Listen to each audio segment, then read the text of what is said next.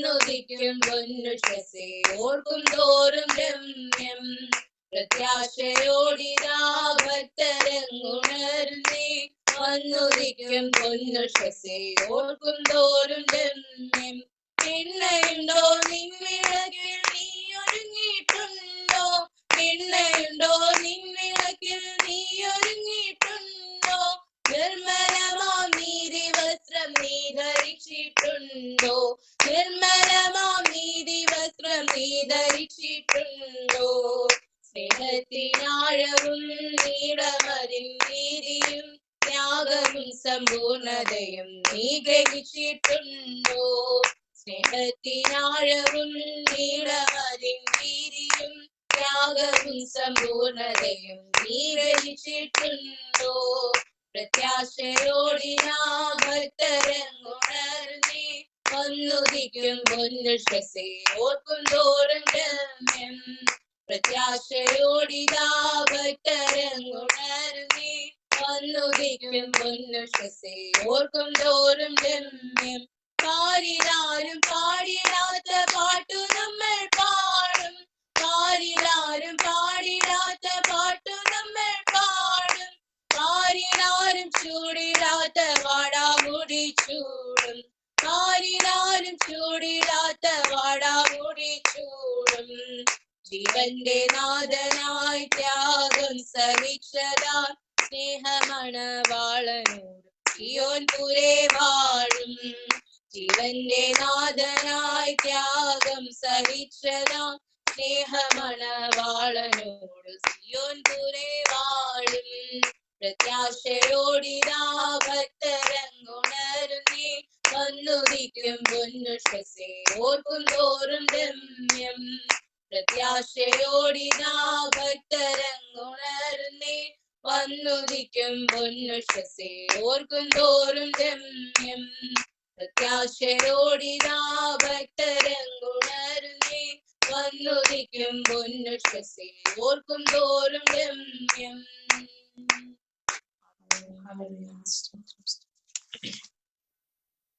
ഗീതം ഗീതം ജയ ജയ ഗീതം പാടുവിൻ സോദരരേ. ഗീതം ഗീതം ജയ ജയ ഗീതം പാടുവിൻ സോദരരേ. നമ്മളേശുനാഥൻ ജീവിക്കുന്നതിനാൽ ജയഗീതം പാടിടുവിൻ. നമ്മളേശുനാഥൻ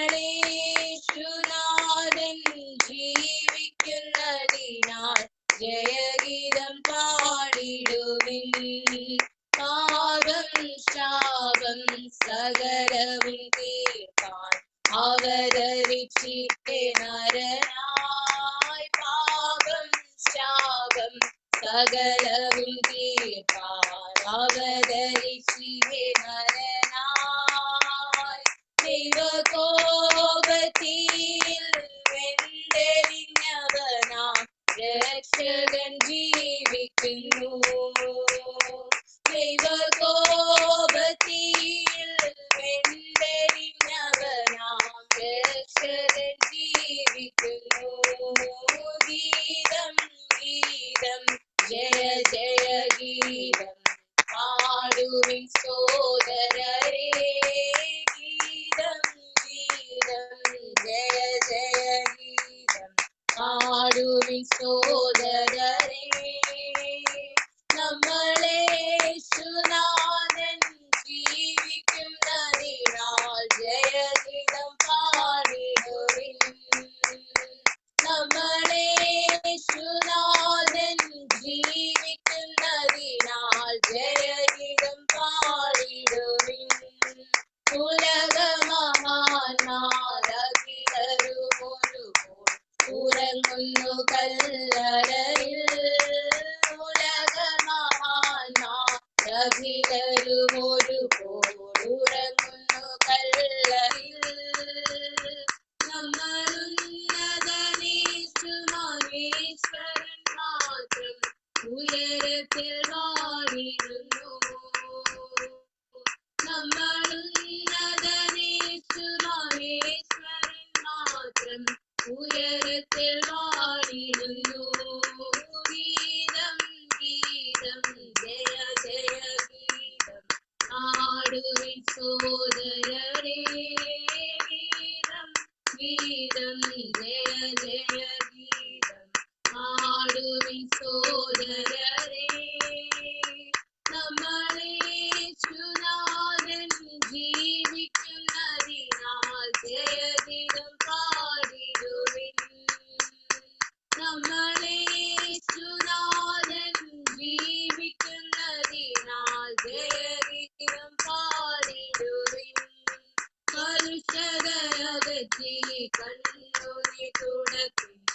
ഉത്സുകരായിരിപ്പിൻ കൽസതയകറ്റി കണ്ണുനീർ തുടപ്പിൻ ഉത്സുകരായിരിപ്പിൻ നമ്മളാൽ മനാനൻ ജീവിക്കവേ അലസത ശരിയാമോ നമ്മളാൽ മനാനൻ ജീവിക്കവേ അലസത ശരിയാമോ ഗീതം ഗീതം ജയ ജയ ഗീതം പാടുവിൻ സോദരരേ ഗീതം ഗീതം ജയ ജയ ഗീതം പാടുവിൻ സോദരരേ നമ്മളേശുനാഥൻ ജീവിക്കുന്നതിനാൽ ജയഗീതം പാടിടുവിൻ നമ്മളേശുനാഥൻ ജീവിക്കുന്നതിനാൽ ജയഗീതം പാടിടുവിൻ വാതിലുകളെ നിങ്ങൾ തലകളെ ഉയർത്തി വരും നീതാ ജയരാജൻ വാതിലുകളെ നിങ്ങൾ തലകളെ ഉയർത്തി വരും നീതാ ജയരാജൻ നിങ്ങൾ ഉയർന്നിരിപ്പിൻ കതകുകളെ യേശുവെ സ്വീകരിപ്പാൻ നിങ്ങൾ ഉയർന്നിരിപ്പിൻ കതകുകളെ യേശുവെ സ്വീകരിപ്പാൻ ഗീതം ഗീതം ജയ ജയ ഗീതം പാടുവിൻ സോദരരേ ഗീതം ഗീതം ജയ ജയ ഗീതം പാടുവിൻ സോദരരേ നമ്മളേശുനാഥൻ ജീവിക്കുന്നതിനാൽ ജയഗീതം പാടിടുവിൻ നമ്മളേശുനാഥൻ ജീവിക്കുന്നതിനാൽ ജയഗീതം പാടിടുവിൻ നമ്മളേശുനാഥൻ ജീവിക്കുന്നതിനാൽ ജയഗീതം പാടിടുവിൻ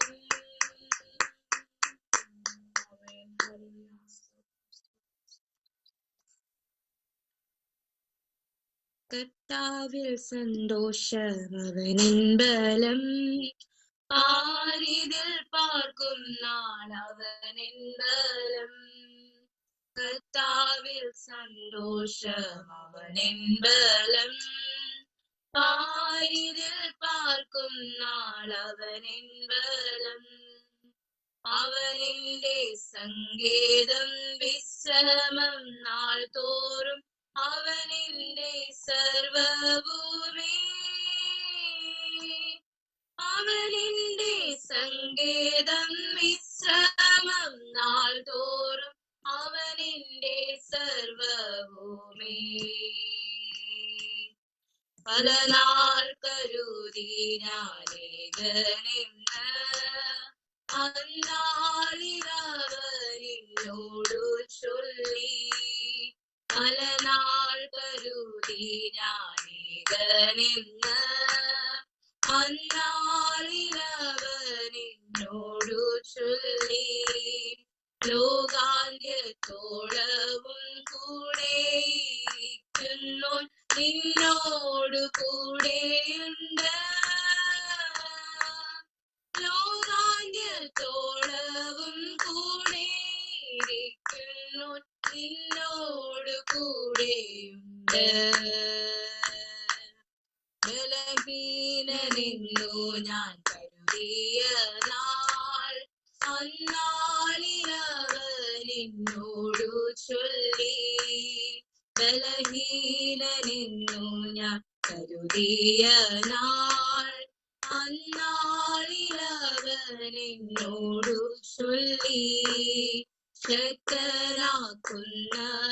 ബലം പകരുന്നു നിന്നോടു കൂടെയുണ്ട് ശക്തനാക്കുന്നവൻ ബലം പകരുന്നു നിന്നോടു കൂടെയുണ്ട് സ്നേഹിതരില്ലേ നിന്നു കരുതിയ നാൾ, അന്നാളിലവനെന്നോടു ചൊല്ലി. സ്നേഹിതരിൽ നിന്നു കരുതിയ നാൾ, അന്നാളിലവനെന്നോടു ചൊല്ലി. നിത്യമാം സ്നേഹത്താൽ നിന്നെ സ്നേഹിക്കുന്നു, നിന്നോടു കൂടെയുണ്ട്. നിത്യമാം സ്നേഹത്താൽ നിന്നെ സ്നേഹിക്കുന്നു, നിന്നോടു കൂടെയുണ്ട്. നിന്നീതറിഞ്ഞു ഞാൻ കരുതിയ നാൾ, അന്നാളിലവനെന്നോടു ചൊല്ലി. നിന്നീതറിഞ്ഞു ഞാൻ കരുതിയ നാൾ, അന്നാളിലവനെന്നോടു ചൊല്ലി. ക്ഷീണിച്ചു പോകേണ്ട, നിന്നെ മാനിക്കുന്നു, നിന്നോടു കൂടെയുണ്ട്. ക്ഷീണിച്ചു പോകേണ്ട, നിന്നെ മാനിക്കുന്നു, നിന്നോടു കൂടെയുണ്ട്. അസാധ്യമെന്നു ഞാൻ കരുതിയ നാൾ, അന്നാളിലവനെന്നോടു ചൊല്ലി. അസാധ്യമെന്നു ഞാൻ കരുതിയ നാൾ, അന്നാളിലവനെന്നോടു ചൊല്ലി. മനുഷ്യരാൽ അസാധ്യം സാധ്യമാക്കുന്നവൻ ഇല്ലേ? ആർക്കുണ്ടായിരുന്നു? ശതാധിപനുണ്ടായിരുന്നു അല്ലേ? അല്ല, മരിച്ചുപോയി എന്നൊക്കെ പറയുമ്പോൾ നീ ഗുരുവിനെ അസഹ്യപ്പെടുത്തണ്ട എന്ന് പറയുമ്പോൾ ആമേൻ, ഗുരുവിന്റെ ഓട് പറയുകയാണ്, നീ ഒരു വാക്ക് കൽപ്പിച്ചാ മതി. ആമേൻ, ഹല്ലേലൂയ. കണ്ടോ, നോക്കിക്കേ, യേശു പറഞ്ഞൊരു കാര്യമുണ്ട്, ഇസ്രായേലിൽ കൂടെ ഇത്ര വലിയ വിശ്വാസം ഞാൻ കണ്ടിട്ടില്ല. തന്നെത്താൻ ദൈവത്തിന്റെ മനസ്സിലാക്കിയ മനുഷ്യനാ ശതാധിപൻ. ശതാധിപന് മനസ്സിലായി, ഇവൻ വീട്ടിൽ നിന്ന് പറയേണ്ട കാര്യമില്ലെന്നേ, ഇവൻ വന്ന് തൊടേണ്ട കാര്യമൊന്നുമില്ലെന്നേ, ഇവൻ അങ്ങോട്ടും ഇങ്ങോട്ടും ഉരുട്ടിയൊന്നും പ്രാർത്ഥിക്കേണ്ട കാര്യമില്ല. അവൻ നിൽക്കുന്ന സ്ഥലത്ത് നിന്ന് ഒരു വാക്ക് പറഞ്ഞാൽ മതി, എന്റെ പ്രശ്നത്തിന് പരിഹാരമുണ്ടാകും, എന്റെ വിഷയത്തിന് വിടുതൽ നടക്കും, എന്റെ വിഷയത്തിന്റെ മേൽ ദൈവം ഇറങ്ങി വരുമെന്നൊരു ഉറപ്പ് ശതാധിപൻ ഉണ്ടായിരുന്നു. അതുകൊണ്ടാണ് യേശു പറഞ്ഞത്, ഞാൻ ഇസ്രായേലിൽ കൂടെ ഇത്ര വലിയ വിശ്വാസം കണ്ടിട്ടില്ല. അങ്ങനെ യേശു പറയണമെങ്കിൽ ചെറിയ കാര്യമൊന്നുമല്ല. കൂടെ നടക്കുന്ന ശിഷ്യന്മാർക്കില്ലാത്ത വിശ്വാസം അല്ലേ?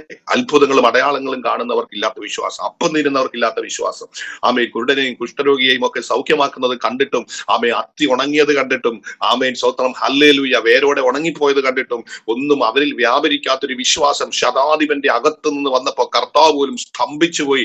കർത്താവ് പറഞ്ഞു, ശതാധിപൻ പറയാം, നീ വരേണ്ട ആവശ്യമൊന്നുമില്ല. ഈ ഒരു ചെറിയ വിഷയത്തിന് വേണ്ടി നീ എന്തിനാ വരുന്നേ? ഹല്ലേലൂയ. നീ നിൽക്കുന്ന സ്ഥലത്ത് നിന്നൊരു വാക്ക് കൽപ്പിച്ചാ മതി, കിലോമീറ്ററുകൾക്കപ്പുറത്ത് കടല് കടന്ന് റീബൽ കമന ഘടകജഗന ഘടകസ്യ ദൂരവിദൂരതകളിൽ വലിയ ദൈവപ്രവർത്തികൾ വെളിപ്പെടും. എത്ര പേര് രാത്രി വിശ്വസിക്കുന്നുണ്ട്? അർദ്ധന റെഗൽ കമന വൈഡബ ജുഡരമന ഘടകസ്യ. ഇന്ന് രാത്രി ഞാനത് ആഴത്തിൽ വിശ്വസിച്ചുകൊണ്ട് തന്നെ പറയുന്നത്, ഇന്ന് രാത്രി എത്ര വിദൂരതയിലും ഒരു വാക്ക് പറഞ്ഞാൽ ദൈവത്തിന് പ്രവർത്തിക്കാൻ പറ്റും കേട്ടോ. അവൻ ഇറങ്ങി വരേണ്ട കാര്യമൊന്നുമില്ല, അവന്റെ ശക്തി മുഴുവനായിട്ട്, ആളത്ത് മുഴുവനായിട്ട് ഇറങ്ങി വരേണ്ട കാര്യമൊന്നുമില്ല. നിന്റെ വിഷയത്തിന് വേണ്ടി ഒരു നോട്ടം മതി, ഒരു വാക്ക് മതി. അത് ശതാധിപൻ മനസ്സിലാക്കി. ആമേൻ. പലപ്പോഴും വിശ്വാസം എന്ന് പറയുന്നത് അതിന്റെ തലങ്ങൾ വ്യത്യസ്തമാണ്. ആമേൻ. ഞാനിപ്പോ ഈ ഖത്തർ യാത്രയിൽ തന്നെ പലരെയും കണ്ടു. ചിലരൊക്കെ ആ പട്ടണത്തിൽ ഖത്തറിലൊക്കെ വന്നത്, ഞാൻ കഴിഞ്ഞ ദിവസം ലാസ്റ്റ് ഞാൻ ഒരാൾക്ക് വേണ്ടി പ്രാർത്ഥിക്കാൻ പോയി. ആ പട്ടണത്തിൽ വന്നത് ഒന്നുമില്ലാത്തവനായി കേട്ടോ. എന്താ പറയുക, ഒരു വണ്ടി അദ്ദേഹത്തിന്റെ വലിയ ലാൻഡ് ക്രൂസർ എന്ന് പറഞ്ഞ വണ്ടിയിൽ എന്നെ കൊണ്ടുപോകുന്നത്, ഖത്തറിൽ ഏറ്റവും കൂടുതലുള്ള വണ്ടിയാണ് ലാൻഡ് ക്രൂസർ. ആ വണ്ടിയിൽ എന്നെ കൊണ്ടുപോകാൻ പറഞ്ഞു, എന്റെ പൊന്നു പാസ്റ്ററെ, ഒന്നുമില്ലാത്തവനായിട്ടാണ് ഞാൻ ഈ ഖത്തറിന്റെ പ്രദേശത്ത് വന്നത്. പക്ഷേ ഒരു കാര്യം അദ്ദേഹം ചെയ്തു എന്നറിയോ? ദൈവത്തിന് വേണ്ടി വിശ്വസ്തയോടെ നിന്നു. ദൈവം ഏൽപ്പിക്കുന്ന ഏത് കാര്യവും ആമേൻ, അത് വിശ്വസ്തയോടെ ചെയ്തപ്പോഴല്ലോ ദൈവം ഓരോരോ വഴികൾ തുറക്കാൻ തുടങ്ങി. Praise God. ഇന്ന് രാത്രി ഞാൻ ആത്മാവിലൊരു ദൂത് പറയാം കേട്ടോ. ദൈവം ഏൽപ്പിക്കുന്ന ഏത് ചെറിയ കാര്യവും വലിയ കാര്യവും ആത്മാർത്ഥതയോടെ ചെയ്താൽ മാനിക്കുന്നത് മനുഷ്യനല്ല കേട്ടോ, മാനിക്കുന്നത് ദൈവമാണ്. പക്ഷെ ആദി പാസ്റ്റർ ഒരു കാര്യം ഏൽപ്പിച്ചു. ഇപ്പൊ എന്നോട് പറഞ്ഞു പ്രസംഗിക്കണം എന്ന് പറഞ്ഞു. ഞാൻ സത്യം പറഞ്ഞാൽ ഇന്ന് പ്രസംഗിക്കാൻ പറ്റുന്ന ഒരു മൂഡിലും അല്ല. അത് മൂഡ് എന്ന് പറയാൻ പറ്റില്ല, അങ്ങനെ പറയാൻ പാടില്ല. അങ്ങനെയുള്ള ഒരു ശാരീരിക അവസ്ഥയിലായിരുന്നു. ഇന്നലെ ഫുള്ള് ഉറങ്ങിയിട്ടില്ല രാത്രി. ഇത് പിന്നെ ഫ്ലൈറ്റിൽ ഉറങ്ങാൻ പറ്റിയില്ല, തിരിച്ചു വന്നു. പക്ഷേ ഞാൻ വിചാരിച്ചൊരു കാര്യമുണ്ട്, ഇത് ദൈവം ഏൽപ്പിക്കുന്ന ഒരു ശുശ്രൂഷയാണ്. പാസ്റ്റർ വിളിച്ചു എന്നുള്ളത് ശരിയാ. ആമേൻ. എനിക്ക് വേണമെങ്കിൽ പറഞ്ഞു കഴിഞ്ഞാൽ പാസ്റ്റർ പറയും ഒരാളെ മാറ്റിത്തരാന്ന്. പാസ്റ്റർക്ക് പറ്റാത്ത ആളൊന്നുമല്ല, ഇഷ്ടംപോലെ ആൾക്കാർ പാസ്റ്റർ കസ്റ്റഡിയിലുണ്ട്. ഇനിയിപ്പോ ഞാൻ പറഞ്ഞാൽ തന്നെ പറയും പാസ്റ്റർ ഇന്ന ആളെ തരാമെന്ന് പറഞ്ഞാൽ എന്നോട് അങ്ങനെ ഒന്നും പറ്റത്തില്ല പാസ്റ്റർ എന്ന് അദ്ദേഹം പറയുമെന്ന് ഞാൻ വിശ്വസിക്കുന്നുമില്ല. അപ്പൊ ഞാൻ പറഞ്ഞു വന്നതിന്റെ ആശയം, നമ്മളെ ഏൽപ്പിക്കുന്ന ചെറിയ കാര്യമാണെങ്കിലും വലിയ കാര്യത്തിൽ നമ്മൾ വിശ്വസ്തരായിരിക്കുമ്പോൾ അതിന് പ്രതിഫലം തരുന്നത് ഭൂമിയിൽ ഏൽപ്പിക്കുന്നവരല്ല, സ്വർഗത്തിൽ നിന്നാണ്. ഞാൻ പറഞ്ഞ ആശയം മനസ്സിലായത് നിങ്ങൾക്ക്? അമ്മേൻ എത്ര പേർക്ക് സ്തോത്രം പറയാനായിട്ട് പറ്റും? ഹല്ലേലൂയ. എത്ര പേർക്ക് സ്തോത്രം പറയാനായിട്ട് പറ്റും? അല്പത്തിൽ വിശ്വസ്തനായിരുന്നാൽ അധികത്തിൽ എന്ത് ചെയ്യും? പറ. വിചാരകരാക്കുന്നൊരു ദൈവം. പക്ഷെ ഞാൻ ഇത്ര നാളത്തെ എന്റെ ആത്മീക ശുശ്രൂഷയിൽ ഞാനൊരു കാര്യം പറയാം. അല്പത്തിൽ വിശ്വസ്തരായിരിക്കുന്നത് വളരെ കുറവാണ്. പുറമെ നോക്കിയ വിശ്വസ്തരൊക്കെയാണ്, പുറമെ നോക്കിയ വിശ്വസ്തരാ. പക്ഷെ അകമേ പലരും അവിശ്വസ്തരാണ്. അതുകൊണ്ടാണ് അവർ പലരും അനുഗ്രഹിക്കപ്പെടാത്തതിന്റെ കാരണം എന്ന് പറയുന്നത്. പുറമെ നോക്കിയ ഭയങ്കര വിശ്വസ്തരാണ്. പക്ഷെ നമ്മൾ പുറമെ നോക്കുന്നു, പിന്നെ ദൈവം അകത്ത് നോക്കുന്നു എന്നുള്ളതാണ് പ്രശ്നം. ചിലപ്പോഴൊക്കെ ഞാൻ ചിലപ്പോൾ ദൈവത്തോട് ഞാൻ ചോദിച്ചിട്ടുണ്ട്, കർത്താവേ വിശ്വസ്തനായ മനുഷ്യർ എന്തുകൊണ്ട് അങ്ങനെ സംഭവിച്ചു? ചില പരാജയങ്ങൾ, ചില വീഴ്ചകൾ, ചില താഴ്ചകൾ, ചില പ്രതിസന്ധികളിലൂടെ കടന്നു പോകുമ്പോൾ ഞാൻ ചോദിച്ചിട്ടുണ്ട്, കർത്താവേ എന്തുകൊണ്ട് ഇത്ര വിശ്വസ്തനായ മനുഷ്യൻ അങ്ങനെ സംഭവിച്ചു? പക്ഷെ ദൈവം എന്നെ കാണിച്ചു തന്നു കേട്ടോ, അവൻ വിശ്വസ്തനാണോ അല്ലയോ എന്ന്. ആമേൻ, സ്തോത്രം. നമ്മൾ ഒരു കാര്യം മനസ്സിലാക്കണം, അല്പത്തിൽ വിശ്വസ്തനായിരുന്നാൽ ദൈവം അധികത്തിൽ വിചാരകനാക്കും. എന്നെയും നിങ്ങളെയും ഏൽപ്പിക്കുന്ന ഏത് കാര്യത്തിലും നിങ്ങൾ വിശ്വസ്തനാണോ അധികത്തിലാ ദൈവം വിചാരകനാക്കുന്നത്. ചെറിയ കാര്യങ്ങളിൽ നമ്മൾ വിശ്വസ്തരായിരുന്നാൽ വലിയ കാര്യങ്ങളിലേക്ക് നമ്മളെ എടുത്തുകൊണ്ടു പോകുന്ന ഒരു വലിയ കർത്താവുണ്ട് കേട്ടോ. ദൈവം ഏൽപ്പിക്കുന്ന ഏത് കടുകമണിയോളമുള്ള വിഷയത്തിലും നമ്മൾ ആരായിരിക്കണം? വിശ്വസ്തരായിരുന്നാൽ അത്ഭുതങ്ങൾ കർത്താവ് ചെയ്യും. ഞാൻ തന്നെയാണെങ്കിൽ എറണാകുളത്ത് വരുന്ന സമയത്ത് എന്താ പറയാ, അന്ന് ഒരു ബൈക്ക് പോലും ഇല്ല. ഇഷ്ടംപോലെ മീറ്റിംഗ് ഉണ്ട്. പക്ഷേ മീറ്റിംഗ് ഞാൻ മുടക്കത്തില്ല. ആ മീറ്റിങ്ങിനെല്ലാം ഓടിപ്പോവും. സഭയുടെ മീറ്റിങ്ങിന് പോകും. ആരെങ്കിലും ബൈക്കെ കൊണ്ടുവിടും, അല്ലെങ്കിൽ കിട്ടുന്ന KSRTC ബസ്സിന് കൈ കാണിച്ചൊക്കെയാണ് ഞാൻ അങ്കമാലി താമസിക്കുന്നത്. ആമേൻ. ഞാനിതൊരു അനുഭവത്തിലൂടെ പറയാ കേട്ടോ. ആമേൻ. ആകെ ചെറിയൊരു പൈസയാണ് ചർച്ച ചെയ്താൽ കിട്ടുന്നത്.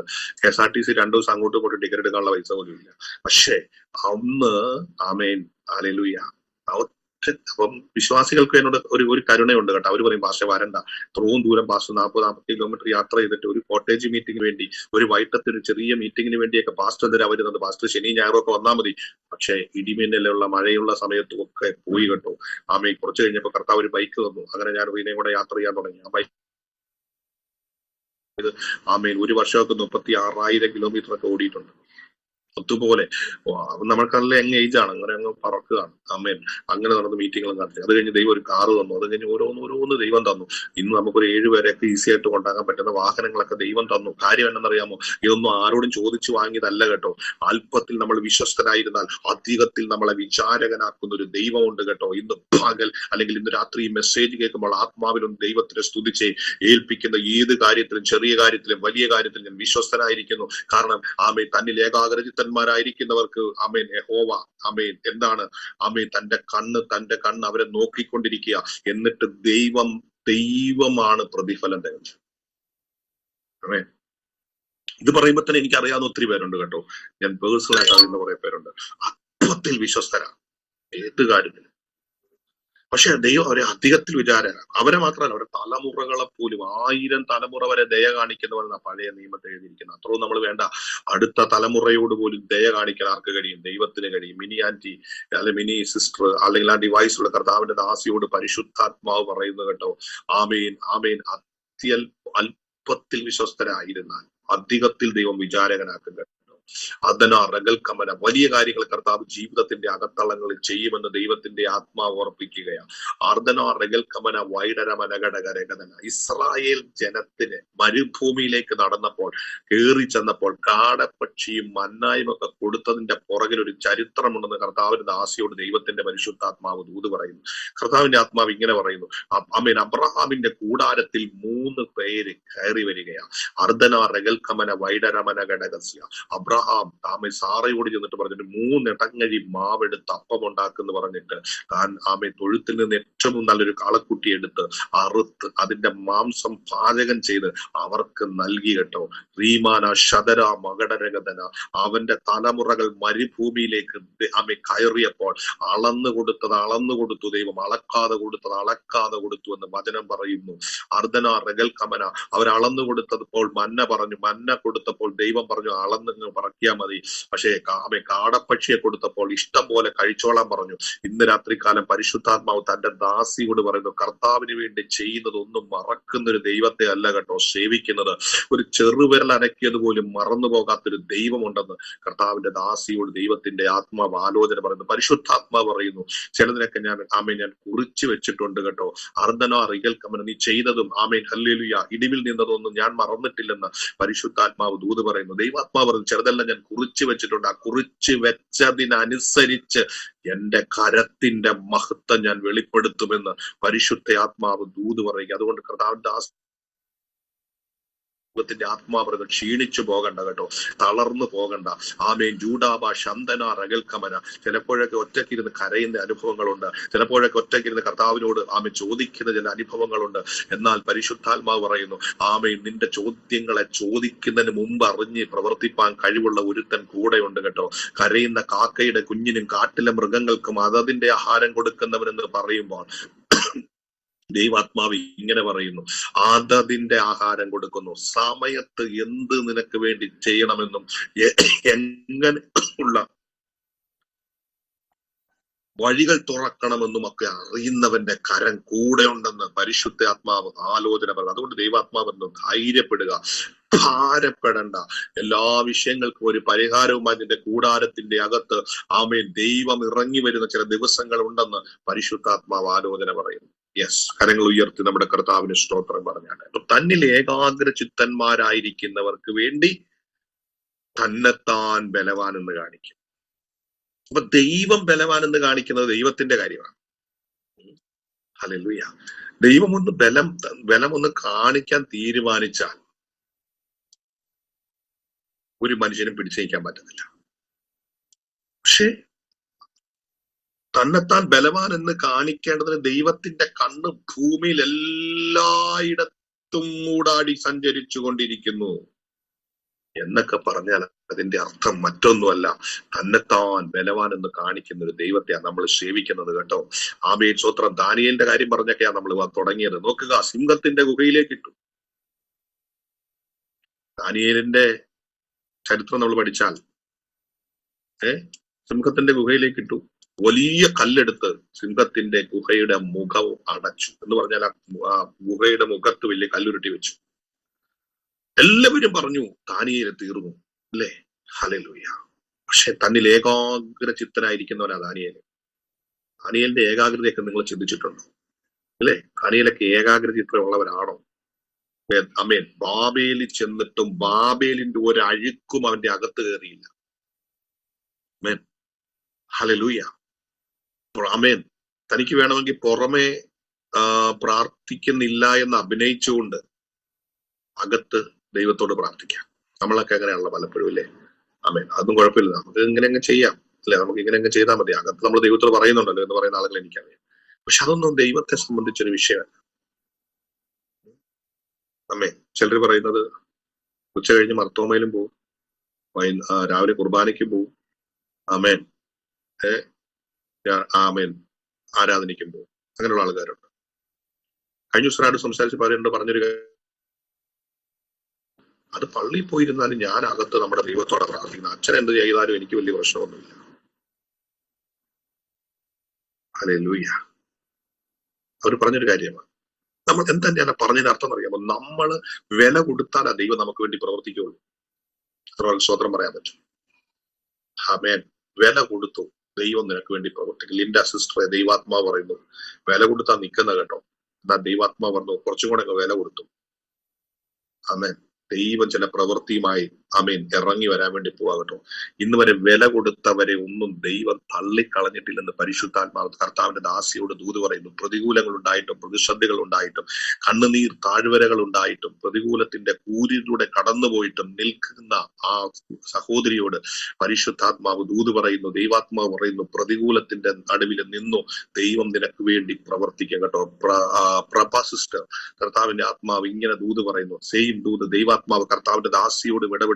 വില കൊടുത്തു നിൽക്കുന്ന ഒരു അനുഭവത്തിലേക്ക് വീണ്ടും കയറി വന്നു. ദൈവത്തിന്റെ ചില വിടുതലുകൾ നിന്റെ ഭവനത്തിന്റെ അകത്ത്, വ്യക്തിപരമായ ജീവിതത്തിൽ മനുഷ്യർക്ക് ആർക്കും ചെയ്യാൻ കഴിയാത്ത ചില പ്രവൃത്തികൾ, ആമേ ബന്ധുമിത്രാദികൾക്കും ചാർച്ചക്കാർക്കും ചെയ്യാൻ കഴിയാത്ത ചില പ്രവൃത്തികൾ, ആമേ നിന്നെ സ്നേഹിക്കുന്നു എന്ന് പറയുന്നവർക്ക് നിനക്ക് വേണ്ടി ചെയ്യാൻ കഴിയാത്ത ചില പ്രവൃത്തികൾ, നിനക്ക് കരുതുന്നു എന്ന് പറയുന്നവർ നിനക്ക് വേണ്ടി ചെയ്യാൻ കഴിയാത്ത ചില പ്രവൃത്തികൾ നിന്റെ ജീവിതത്തിൽ ഇന്ന് പകൽക്കാലം ചെയ്തെടുക്കാൻ, ഇന്ന് രാത്രി ചെയ്തെടുക്കാൻ ദൈവത്തിന് പദ്ധതി ഉണ്ടെന്ന് പരിശുദ്ധാത്മാവ് ദൂത് പറയുന്നു കേട്ടോ. റിബൽ കമന ഘടകര കഥന.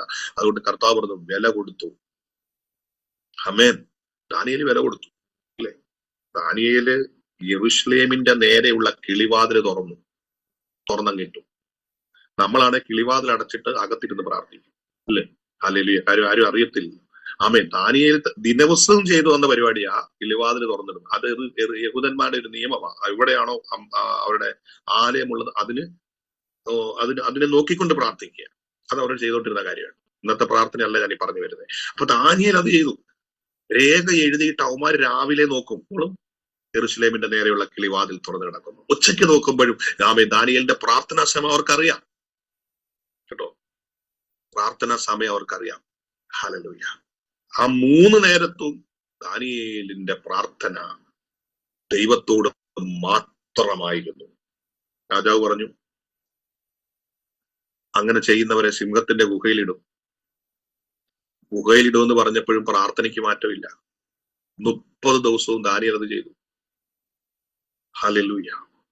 അടുത്ത ദിവസം സിംഹത്തിന്റെ ഗുഹയിലിടുക ദാര്യാവേശ് രാജാവിനെ അറിയാം അവനെ അങ്ങനെ ചെയ്യാൻ പാടില്ലെന്നും അവന്റെ സ്നേഹമൊക്കെ ഉണ്ട്. പക്ഷെ പറഞ്ഞിട്ട് കാര്യമില്ല.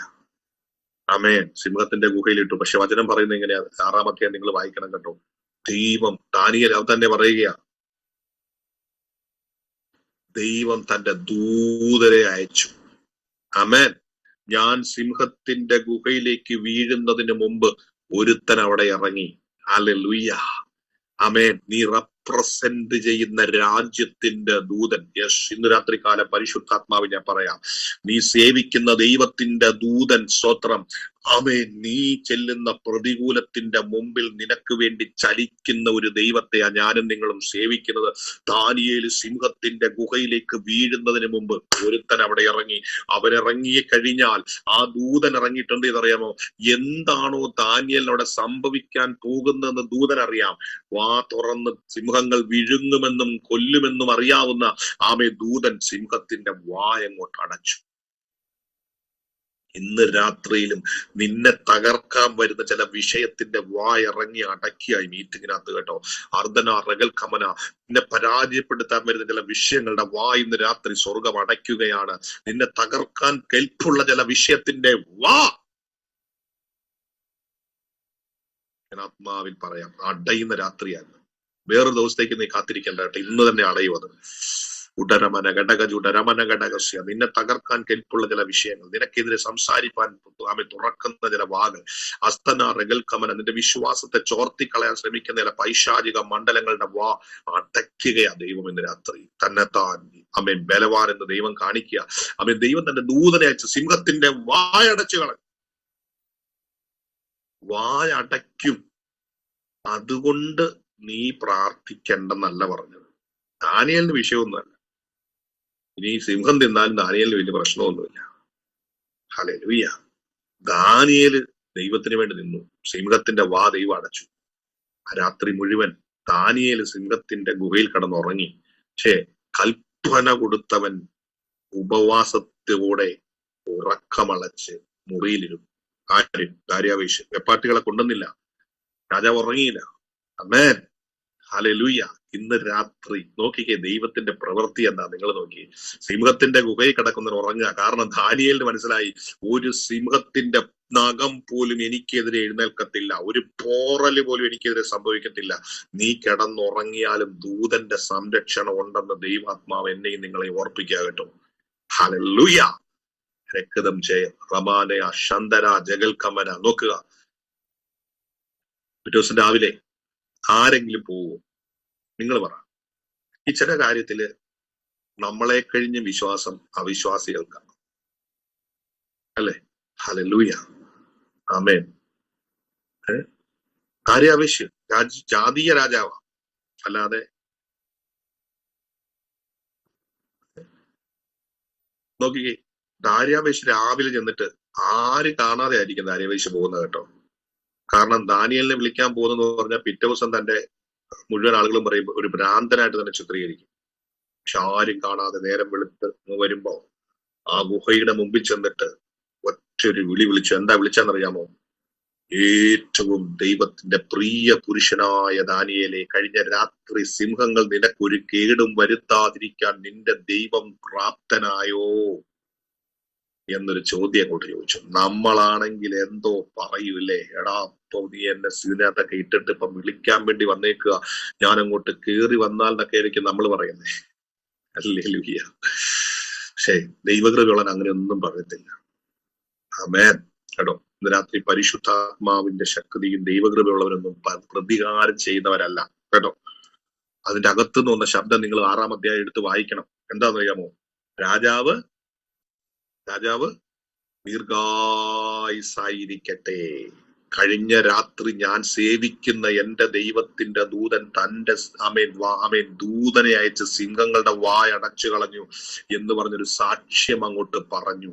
ആമേൻ. ഇന്ന് രാത്രി ഞാൻ ആത്മാവിൽ പറയാം, പ്രിയരെ, നമ്മളെ ദൈവം വിടുവിച്ചാൽ ആരോട് നമ്മൾ പ്രതികാരം ചെയ്യരുത് കേട്ടോ.